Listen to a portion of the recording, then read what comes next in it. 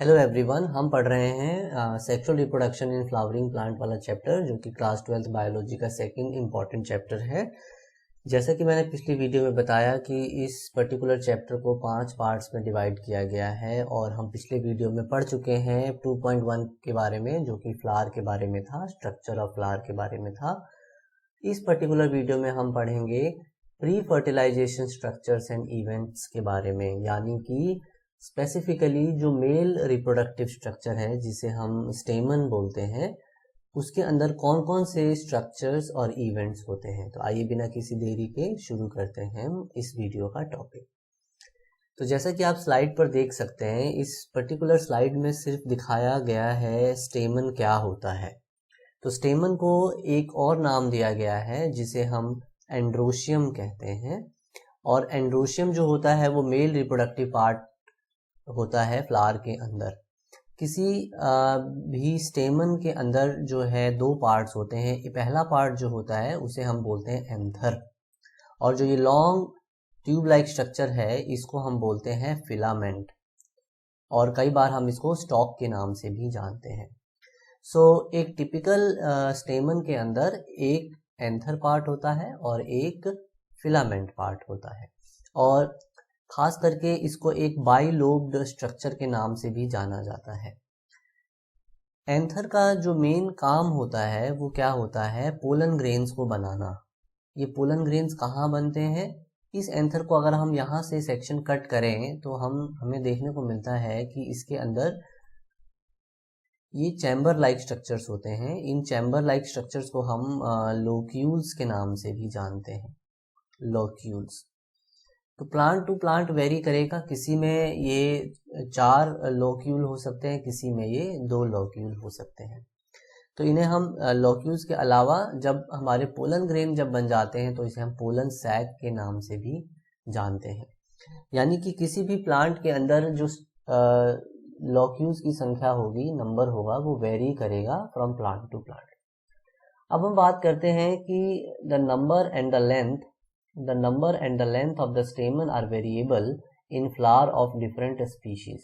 किसी फ्लावर में हो सकता है कि कुछ एंथर मिले और किसी में ज़्यादा एंथर मिले, और ऐसा भी हो सकता है कि जो एंथर्स की जो लेंथ है किसी में छोटी हो और किसी में बड़ी हो। यानी कि ऐसा हो सकता है कि हमारे पास अगर एक पर्टिकुलर फ्लावर है और इस पर्टिकुलर फ्लावर के अंदर एंथर जो है वो छोटे हो, उनकी जो फिलामेंट की जो लेंथ है वो छोटी हो, और कई फ्लावर्स ऐसे हो सकते हैं जिनके अंदर क्या हो कि यही एंथर जो है वो क्या हो, जो फिलामेंट है वो काफ़ी, उसकी जो लेंथ है वो बड़ी, यानी स्टेमन की जो लेंथ है वो बड़ी हो। इसके अलावा इनकी संख्या के अंदर भी क्या हो सकता है, वेरिएशन आ सकता है। तो आप अपने घर में उगने वाले किसी भी पर्टिकुलर फ्लावर को आई विल एडवाइज कि आप चाइना रोज़ लें और चाइना रोज़ को ओपन करके देखें, ऑब्जर्व करें कि उसमें जो एंथर है, जो फिलामेंट है, वो छोटे हैं या बड़े हैं आपके घर में उगने वाले दूसरे फ्लावर्स के कंपैरिजन में। अब एग्ज़ाम के अंदर ये बहुत ही इम्पॉर्टेंट पैराग्राफ है और यहाँ से क्वेश्चन पूछा जाता है कि जो ज़्यादातर जो एंजियोस्पर्म होते हैं, यानी फ्लावरिंग प्लांट होते हैं, उसके अंदर जो एंथर होता है वो बाई लोब्ड होता है। यानी कि इसके अंदर कितने लोब पाए जाएंगे? 2 लोब्स पाए जाएंगे। This is lobe number 1 and this is lobe number 2। और हर एक लोब के अंदर यहाँ पर बीच में एक लाइन ड्रॉ होगी, एक एरिया ऑफ डिप्रेशन होगा जिसको हम बोलेंगे थीका। तो थीका होगा तो डाइथीकस हो गया, यानी कि लोब कितने होंगे? 2 होंगे, और हर लोब के अंदर यहाँ पर एक डिप्रेशन होगा जिसे हम थीका बोलेंगे। तो हम ये कह सकते हैं कि डाइथीकस है, हर एक लोब डाइथीकस है, लेकिन अगर हम टोटल बात करें तो कितने हो जाएंगे? 4 हो जाएंगे। अगर हम दोनों लोब्स की बात करेंगे तो 4 हो जाएंगे, क्योंकि एक पर्टिकुलर लोब के ऊपर 2 जो है वो थीका होते हैं। हम कह सकते हैं कि जो एंजियोस्पर्म का जो एंथर होता है वो एक बाई लोब्ड स्ट्रक्चर होता है और उसके अंदर जो है वो 2 थीका होते हैं। इस थीका का क्या फंक्शन है और ये ऐसा क्यों बनाया गया है कि ये जो डिप्रेशंस हैं वो किस लिए हैं, इनका क्या फंक्शन है, हम अभी आगे बात करेंगे। लेकिन इससे पहले कि जो आपका एंथर होता है, तो जब प्लांट के अंदर एंथर यंग होता है तो उसके अंदर ये लॉक्यूल्स जो होते हैं एक टिश्यू से भरे होते हैं। तो ये जो टिश्यूज सेल्स इसके अंदर जो भरी होती हैं, इन सेल्स को हम बोलते हैं माइक्रोस्पोरोजिनस टिश्यू, और उस लॉक्यूल को, पूरे लॉक्यूल को बोला जाता है माइक्रोस्पोरेंजिया। क्यों बोलते हैं इसको माइक्रोस्पोरेंजिया? क्योंकि यही आगे जाकर के क्या बनाएगा, माइक्रोस्पोर बनाएगा, और जो कि आगे फर्दर और डेवलप होकर के पोलन ग्रेन बनाएगा। जैसे कि हमने इंट्रोडक्टरी लेसन में भी पढ़ा था चैप्टर 1 में कि जो पोलन ग्रेन है वो एक ऐसा स्ट्रक्चर है जिसके अंदर, एक ही स्ट्रक्चर के अंदर जो 2 स्पर्म्स हैं आगे जाकर के बनते हैं।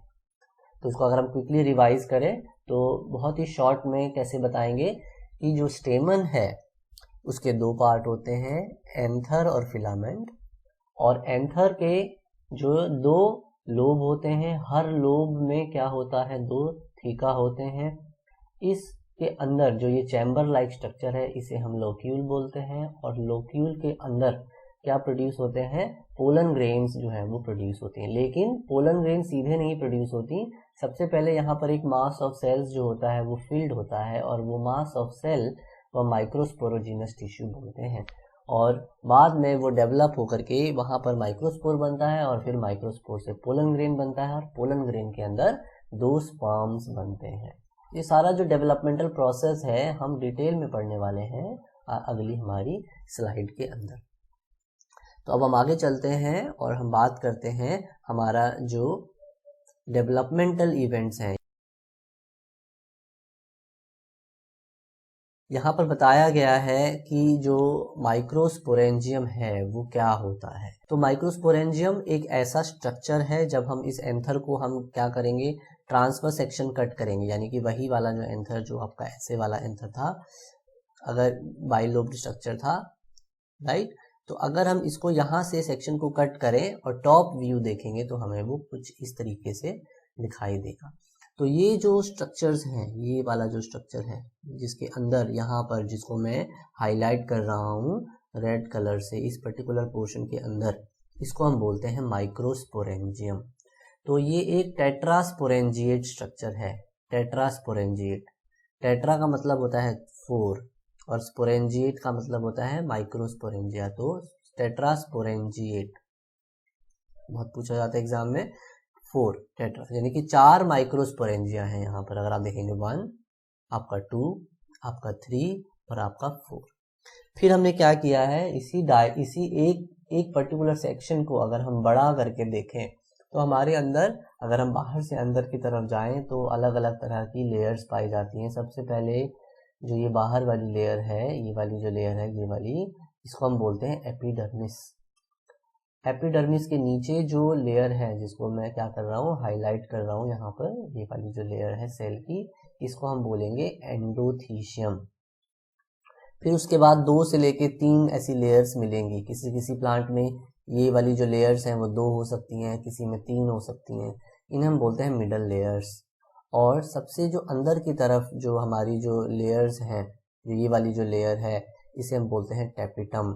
टैपिटम एक बहुत ही इम्पॉर्टेंट इनर वॉल लेयर है, और कई बार एग्जाम में, नीट के एग्जाम में भी क्वेश्चन पूछते हैं कि टैपिटम का क्या रोल है। तो टैपिटम की जो पोजीशन है वो अगर हम देखें तो इस टिश्यू के पास में है। तो ये वाली जो सेल्स हैं, ये वाली खास करके, ये जो सारी सेल्स हैं, ये सारी सेल्स हैं हमारी माइक्रोस्पोर मदर सेल्स, जिसको हम शॉर्ट में MMC भी बोलते हैं। तो यही MMC क्या करेगी, आगे जा करके माइक्रोस्पोर बनाएगी, जो कि पोलन ग्रेन का, अंडर डेवलप्ड पोलन ग्रेन का एक दूसरा नाम है। यानी कि जो माइक्रोस्पोर मदर सेल से जब माइक्रोस्पोर बनना शुरू होता है तो उसको खाना पीना यानी न्यूट्रिशन चाहिए, और वो न्यूट्रिशन देने का जो काम है वो हमारा टैपिटम करता है। तो टैपिटम क्या करता है, टैपिटम हेल्प करता है, नरिश करता है डेवलपिंग पोलन ग्रेन को, यानी कि उसको जितनी भी नरिशमेंट चाहिए ड्यूरिंग डेवलपमेंट वो चाहिए होता है। कई बार ऐसा भी क्वेश्चन आता है कि जो टेपिटम में किसी प्लांट्स के अंदर क्या होगा, दो न्यूक्लियस मिलेंगे। यहाँ पर तो एक ही न्यूक्लियस दिखाया गया क्या, लेकिन कई बार ऐसा हो सकता है कि एक ही सेल के अंदर यहाँ पर क्या हो, दो न्यूक्लियस हो। तो some time it can be one nucleated uninucleated tapetum cells and it can also be binucleated.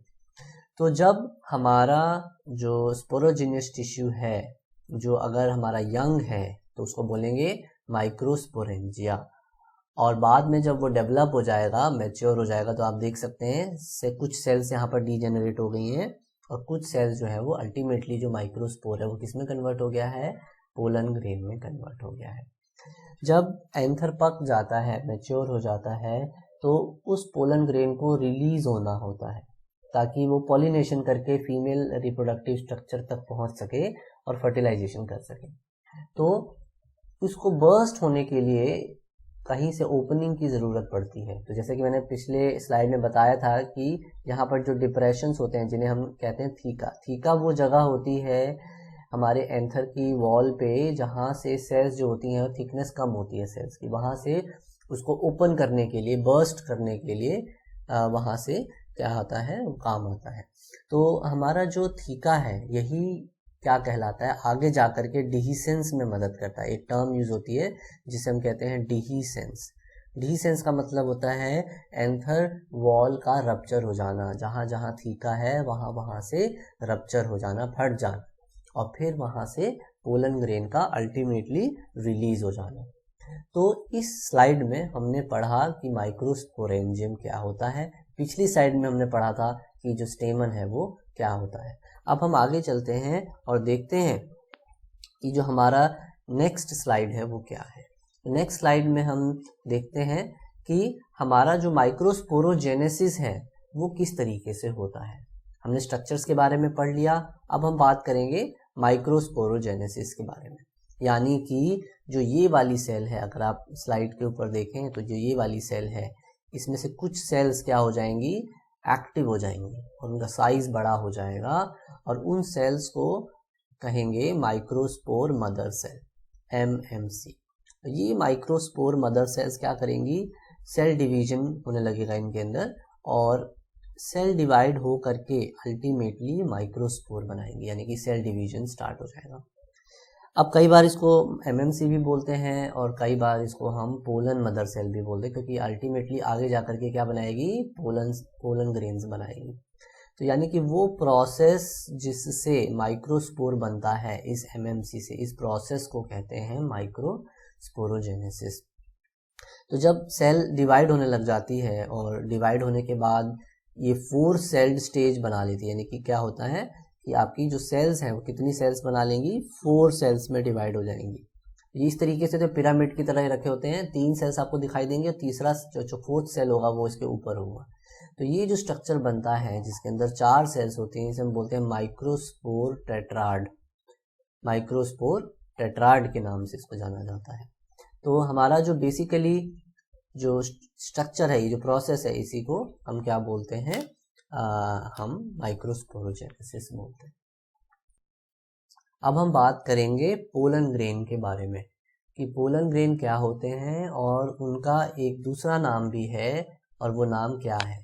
तो पोलन ग्रेन जो है हमारा एक ऐसा स्ट्रक्चर है जो कि किससे डेवलप हुआ था, पोलन मदर सेल से डेवलप हुआ था। तो ये जो पोलन ग्रेन है, दे रिप्रेजेंट मेल गैमीटोफाइट, इसे हम बोलते हैं मेल गैमीटोफाइट, यानी कि एक ऐसा स्ट्रक्चर जिसके अंदर मेल गैमीट्स प्रोड्यूस होंगे। अगर आप एंथर को टच करें, हिबिस्कस चाइना रोज के एंथर को अगर आप टच करें तो आपके उंगलियों के ऊपर येलो कलर का एक पाउडरी सब्सटेंस आ जाएगा। इस पाउडरी सब्सटेंस को ही हम पोलन ग्रेन कहते हैं। अगर आप उसे माइक्रोस्कोप में स्लाइड पर लगा करके माइक्रोस्कोप के अंदर देखेंगे तो आपको बहुत ही ब्यूटीफुल आर्किटेक्चर वाले स्ट्रक्चर्स आपको दिखाई देंगे। इनकी साइज, इनका शेप, इनके कलर, इनके डिज़ाइन सब अलग अलग होते हैं। तो आप देख सकते हैं यहाँ पर अलग अलग तरह के डिज़ाइन के जो है वो पोलन ग्रेन्स यहाँ पर ड्रॉ करे गए हैं। यहाँ पर जिस टेक्निक को यूज़ किया गया इन फोटोज़ को बनाने के लिए उसे कहते हैं हम scanning electron microscopy. Electron microscope use हुआ है यहाँ पर, और इसको आप शॉर्ट फॉर्म में SEM बोलते हैं। SEM में क्या होता है, इलेक्ट्रॉन्स बम्बार्ड कराए जाते हैं स्पेसिमेन के ऊपर और उसके सरफेस के स्ट्रक्चर को पिक्चर की फॉर्म में ऑब्टेन किया जाता है। यहाँ पर अगर आप देखेंगे तो अलग अलग शेप के पोलन ग्रेन आपको प्लांट्स के अंदर मिलेंगे। इनका टेक्सोनॉमी के अंदर बहुत ही इंपॉर्टेंस रहा है, बल्कि इनकी जो पोलन ग्रेन जो होते हैं, पोलन ग्रेन के अंदर हमारी बेसिकली क्या पाई जाती है, एक इनर वॉल पाई जाती है और एक हमारी आउटर वॉल पाई जाती है। तो यहाँ पर आप देख सकते हैं, मैं स्क्रीन के ऊपर ड्रॉ कर रहा हूँ डायग्राम। तो हमारा जो पोलन ग्रेन है, इसकी जो अंदर वाली जो लेयर है, एक पूरी वॉल है, इसको बोलते हैं इंटाइन। इंटाइन बोला जाता है इसको, इंटाइन। और इसकी जो बाहर वाली जो लेयर होती है इसे बोला जाता है एक्साइन। एक्साइन कहीं कहीं पर थिन होती है, इतनी थिन होती है या मिसिंग होती है। तो इन पॉइंट्स पर जहां पर एक्साइन मिसिंग है इसे हम बोलते हैं जर्म पोर। जर्म पोर वो जगह होती है जहां से हमारी जो पोलन ट्यूब है वो जर्मिनेट हो, यानी कि जो ये जो इंटाइन दिख रही है ये हमारी बाहर आ जाएगी निकल करके जब पोलन को जर्मिनेट करना होगा। तो हम हमारी सबसीक्वेंट स्लाइड्स में पोलन जर्मिनेशन के बारे में पढ़ेंगे। अभी हम सिर्फ एक्साइन, इंटाइन और पोलन ग्रेन के बारे में ही पढ़ रहे हैं।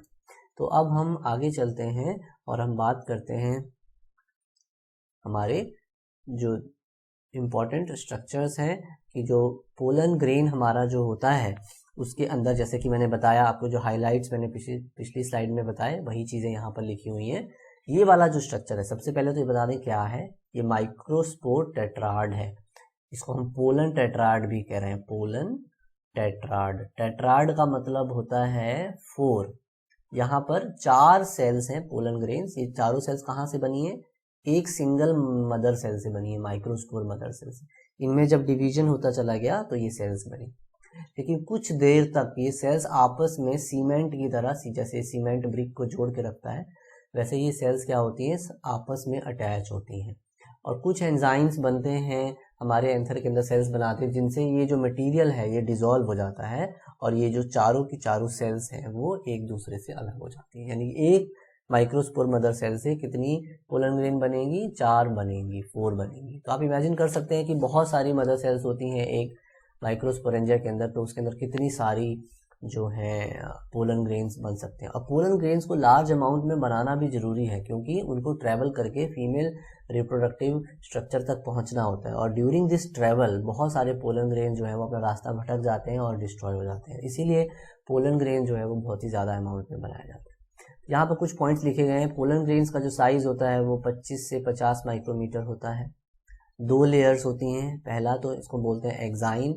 एक्साइन के ऊपर एक केमिकल होता है जिसका नाम होता है स्पोरोपोलेनिन, और ये बहुत ही इंपॉर्टेंट है क्योंकि ये स्पोरोपोलेनिन बनाता कौन है, ये बनाता है टेपिटम। मैंने पिछली स्लाइड में एक फंक्शन बताया था कि टेपिटम का क्या होता है, नरिशमेंट देना, लेकिन नरिशमेंट के अलावा टेपिटम का एक दूसरा फंक्शन भी है और वो क्या है, एक केमिकल बनाना जिसे हम कहते हैं स्पोरोपोलेनिन। ये जाकर के कहाँ डिपॉजिट हो जाएगा, अगर ये पोलन ग्रेन है तो इसकी बाहर वाली सरफेस के ऊपर क्या हो जाएगा, जाकर के डिपॉजिट हो जाएगा। और ये स्पोरोपोलेनिन क्या करता है, इसको पोलन ग्रेन को कई सालों तक प्रिजर्व करके रखने में क्या करता है, मदद करता है। तो हम ये कह सकते हैं कि इसका जो आर्कियोलॉजिकल अगर स्टडीज करें हम पोलन्स की फॉसिल्स के अंदर से निकाल करके, तो इतने सालों तक पोलन ग्रेन्स कैसे बचे रह जाते हैं, वो इसी पर्टिकुलर कंपाउंड की वजह से बने। लिखा भी है, it is the most resistant organic matter known and it can withstand high temperature and strong acids with alkali.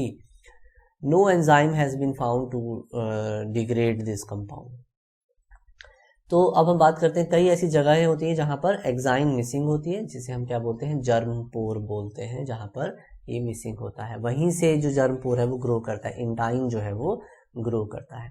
अब जो पोलन ग्रेन है, साइटोप्लाज्म, उसका जो पोलन ग्रेन है उसका जो साइटोप्लाज्म है, it is surrounded by one plasma membrane and when it matures it divides। यानी कि जो आपका जो ये पोलन ग्रेन है, आप देख सकते हैं यहाँ पर, ये धीरे धीरे इसके अंदर क्या हुआ, ग्रोथ होने लगी, इसका साइज जो है वो बड़ा होने लग गया। जैसे जैसे बड़ा हुआ आप देख सकते हैं न्यूक्लियस नीचे की तरफ चला जाता है और इसमें बड़े बड़े एयर बबल बनने शुरू हो जाते हैं, इसे हम कहते हैं वैक्यूल्स। अब जब ऐसा हो जाता है कि बड़ा वैक्यूल बन जाता है एक तरफ, तो जो नीचे वाला जो न्यूक्लियस था वो डिवाइड होने लग जाता है, स्पिंडल फॉर्मेशन शुरू हो जाती है और ये पूरा का पूरा जो सेल है, जो कि एक सिंगल सेल था, अब वो डिवाइड हो जाता है 2 सेल्स के अंदर। तो ऊपर वाले सेल को बोलते हैं वेजिटेटिव सेल और नीचे वाले सेल को बोलते हैं जेनरेटिव सेल। यही जेनरेटिव सेल क्या करेगी, आगे जाकर के स्पर्म्स बनाएगी। सो कई बार क्वेश्चन आता है एग्जाम में कि जो स्पर्म बनते हैं वो कौन से सेल्स से बनते हैं पोलन ग्रेन में, तो आपका आंसर होना चाहिए जेनरेटिव सेल से बनते हैं। अब क्या होता है, कई प्लांट्स के अंदर इसी स्टेज पर पोलन ग्रेन क्या हो जाता है, रिलीज हो जाते हैं। यानी कि जो हमने देखा था, एक डायग्राम देखा था, टेट्रास्पोरेंजिएट जो हमने स्ट्रक्चर बनाया था, यहाँ पर बना ये पोलन ग्रेन और ये यहाँ से बर्स्ट हुआ और रिलीज हो गया।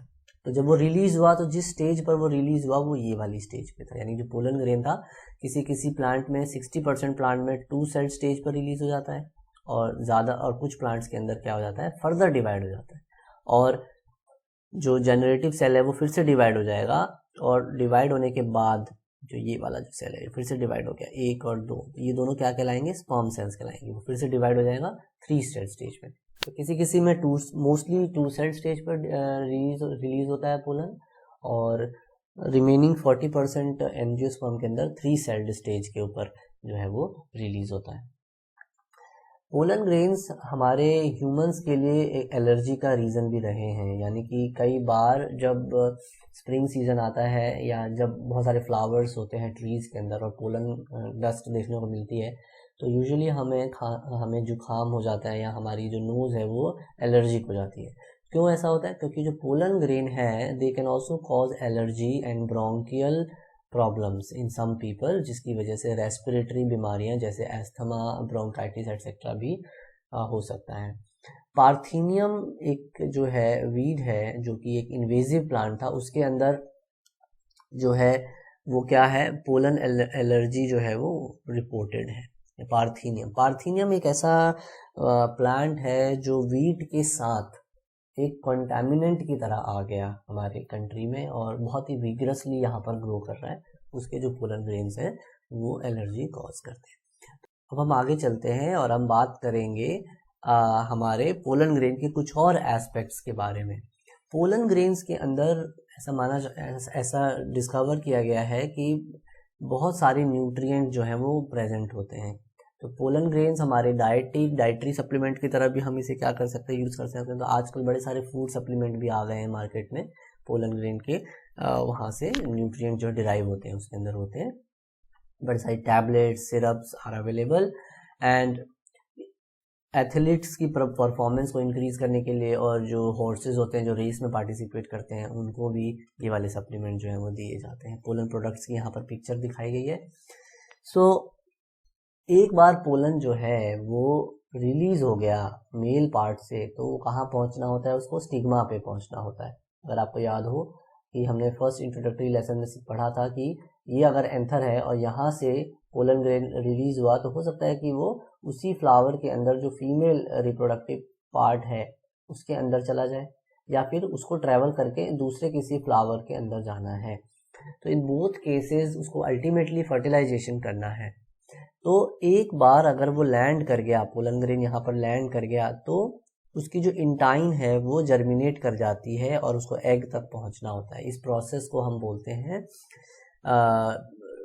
Formation of pollen tube.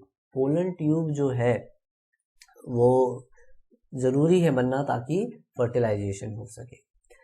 आजकल साइंटिस्ट ने क्या किया है, बड़े सारे पोलन ग्रेन्स को -190 डिग्री सेल्सियस पर स्टोर करके रखा हुआ है और -196 डिग्री सेल्सियस पर जब हम उसको स्टोर करते हैं तो उसकी जो वायबिलिटी है, वायबिलिटी का मतलब होता है कि ability of any pollen grain to germinate, उसको हम लॉन्ग टाइम तक क्या कर सकते हैं, प्रिजर्व कर सकते हैं।